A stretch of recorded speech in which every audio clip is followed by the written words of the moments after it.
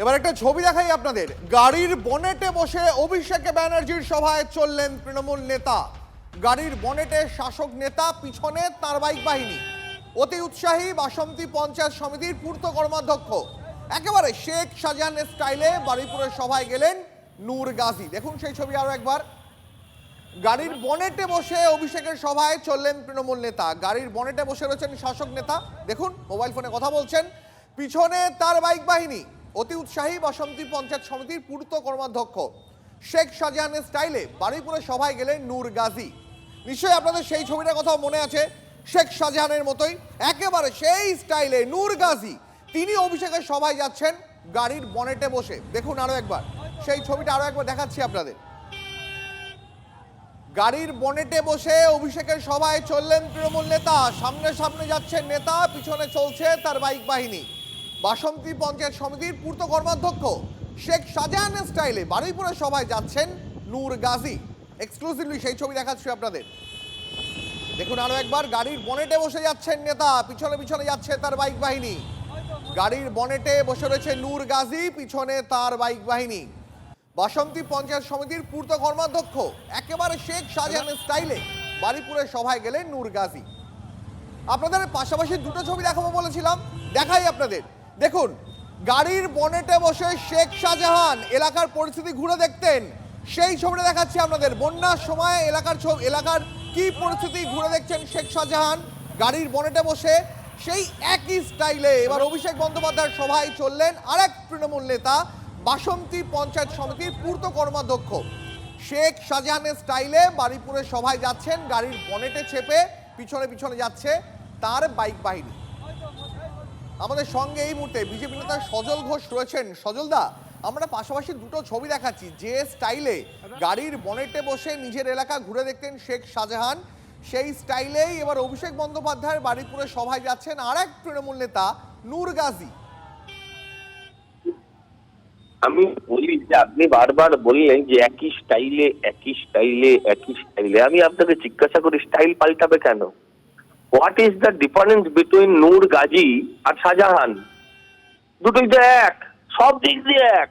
যে দিক দিয়ে ভাববেন দুটোই অভিষেকের ভাইপো, দুটোই পশ্চিম দিকে মুখ করে ঈশ্বরকে প্রার্থনা করে। হ্যাঁ, ও দুটোই দক্ষিণ 24 পরগনার, ও ওখানকার মস্তান, এ বাসন্তীর মস্তান। এরা তৃণমূলের, এরা নেতা কর্মাধ্যক্ষ মশাই, মানুষের ভোটে জিতে আসা, তার মানে এরা এক একজন অ্যাডমিনিস্ট্রেটিভ পদে আছে। আর আমি আপনাকে বলছি, আপনার ক্যামেরা ওই ছবি তোলেনি নিশ্চয়ই, আমার ধারণা ওরা সোশ্যাল মিডিয়ায় নিজেরাই ছবি তুলে দিয়েছে। এরা নিজেদেরকে নেতা বলে মনে করে। নেতা যদি হয়, তার যদি এই ধরনের ইচ্ছেও থাকে, সেটাকে সে সমাজের বাইরে গিয়ে করবে, চক্ষু লজ্জার বাইরে গিয়ে করবে। এরা প্রকাশ্যে এগুলো করে, কারণ এদের মেন কাজটা তোলাবাজি, দ্বিতীয় কাজটা রাজনীতি। আর যত এইরকম হিরোইজম দেখাবে তত তোলাবাজি হবে। হ্যাঁ, তত ওদের গার্লফ্রেন্ডের সংখ্যা বাড়বে। তার জন্য এই ধরনের কাজ কারবার গুলো করে। বেশি দিন অপেক্ষা করতে হবে না, মানুষ জোট বাঁধুক, মানুষ দেখুক, 26-এর পরে গাজি পাজি যা আছে সব ঠান্ডা হয়ে যাবে, নিশ্চিত থাকুন। উত্তরবঙ্গে ধন্যবাদ আপনার প্রতিক্রিয়ার জন্য। আমরা পাশাপাশি এই মুহূর্তে দুটো ছবি দেখাচ্ছি আপনাদের। গাড়ির বনেটে বসে অভিষেক বন্দ্যোপাধ্যায়ের সভার দিকে চলেছেন তৃণমূল নেতা। গাড়ির বনেটে বসে রয়েছেন নেতা, পিছনে পিছনে যাচ্ছে তার বাইক বাহিনী। বাসন্তী পঞ্চায়েত সমিতির পূর্ত কর্মাধ্যক্ষ নূর গাজী তিনি চলেছেন বনেটে বসে। এত উৎসাহ তার গাড়ির ভিতরে বসার, তার মানে গাড়ির ভিতরে তিনি বসবেন না, তিনি গাড়ির বনেটে বসে চলেছেন। দেখুন সেই ছবিটা।